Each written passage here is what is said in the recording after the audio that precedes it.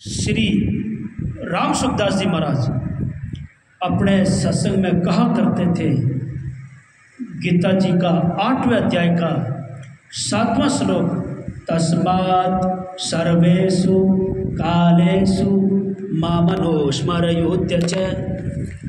देखो स्वयं ठाकुर जी अर्जुन जी को बोलते हैं, हे अर्जुन तू तो केवल युद्ध करता हुआ स्मरण कर। स्पष्ट कहा संतों। अब कई लोग ऐसा विचार करते हैं, अरे महाराज अभी तो घर में छोटे छोटे बाल गोपाल हैं, अभी तो घर में कई जिम्मेवारियां हैं, कई घरों में काम है, और जब काम से फ्री हो जाएंगे, बुढ़ापा आ जाएगा, तब भगवान का भजन करेंगे, भगवान को याद करेंगे। ये बहुत मुश्किल है, बहुत मुश्किल है।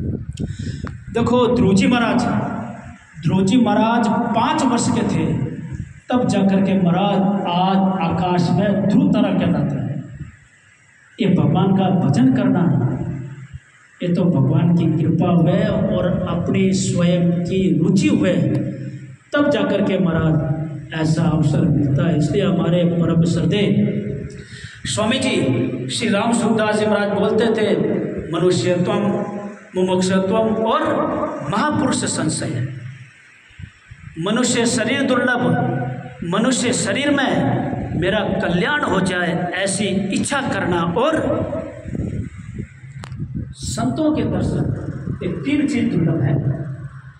और देखो आपके यहाँ मुझे बड़ी प्रसन्नता हुई, इस गांव में तो मुझे पहली बार आना पड़ा, और राम जी कृपा से जब केकड़ी में जब नया गीता भवन बना, तो उन गीता भवन के उपलक्ष्य में 9 दिन का संगीत में हमारे पूज्य जहाजपुर के महाराज जी जगदीशपुरी जी महाराज, उन्होंने रामायण पाठ करवाया। अब आपसे तो परिचय था नहीं उस समय, ये तो आपको ही बोला था केकड़ी गीता भवन में, और राम जी कृपा से यहाँ दोबारा अजमेर जिला में सत्संग पाठ करने का अवसर मिला। तो मेरा भी सबसे निवेदन है, वैसे आप लोग सब बड़े अच्छे हैं, और जैसे आपने चर्चा करी क्या महाराज आप आओ तो हमारे घर में पवित्र हो जाए, अरे ऐसा कभी नहीं बोलना कभी किसी को। घर में स्वयं ठाकुर जी विराजमान ने, इससे बढ़कर और पवित्र किया है। अब अपने को थोड़ा यहाँ पवित्रता बनाए रखना है। और कितना अच्छा पीछे ठाकुर जी का चित्र, मैं तो कई घरों में जाते रहता हूँ, राम जी के पास सब जगह घूमते रहता हूँ, आपको करीब सब पता ही है।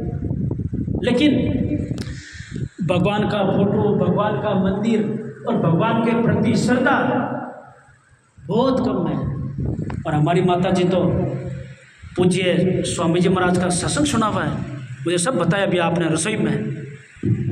सब एक ही लगभग एक ही परिवार के हैं,